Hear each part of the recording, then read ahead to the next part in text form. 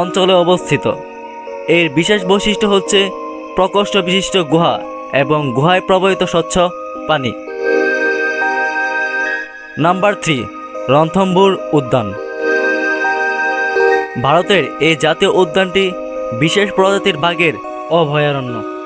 অন্যান্য বন্যপ্রাণীরও দেখা মিলে।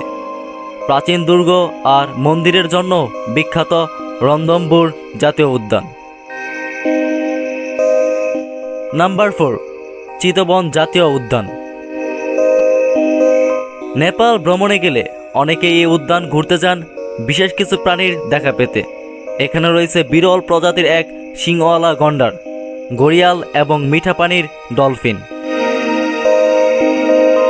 নাম্বার 5, ফোং না কেবাং জাতীয় উদ্যান। মধ্য ভিয়েতনামের এই উদ্যানটিও ইউনেস্কো ওয়ার্ল্ড হেরিটেজ সাইট। বিশাল